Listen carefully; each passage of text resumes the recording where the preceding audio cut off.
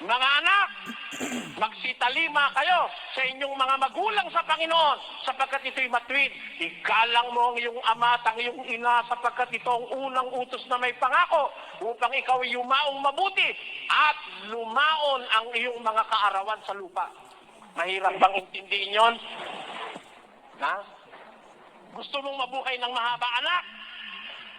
Upang ikaw ay yumaong mabuti at lumaon ang iyong kaarawan sa lupa, ano ang gagawin mo? Igalang mo ang iyong ama at ang iyong ina na siyang unang utos na may pangako. Anong pangako?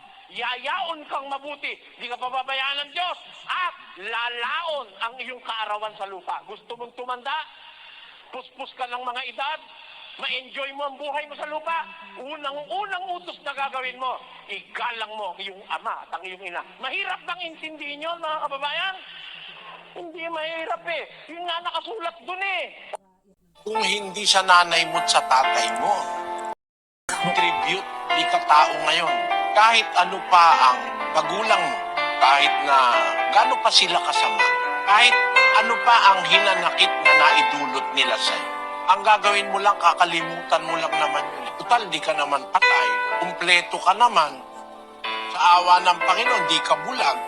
Siguro kung pinagmalupitan ka nung ikaw ay bagong panganak, eh baka hindi ka nabuhay. Ang tao kaya lang lumalaki, nagiging 1 buwan, 1 taon, 10 taon, 20. Mayroong mga kamay na humawak sa kanya, kumarga sa kanya, nagpakain sa kanya.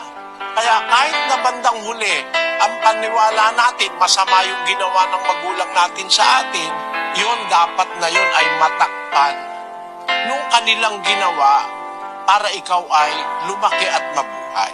Kasangkapan sila ng Diyos para sa atin. Magagalit sa iyo ang Diyos pag hindi ka marunong kumilala ng utang na loob sa magulang. Ang anak, mayroon tayong utang na loob sa ating mga magulang. Ang mga anak, nararapat natin igalang ang ating ama at ina.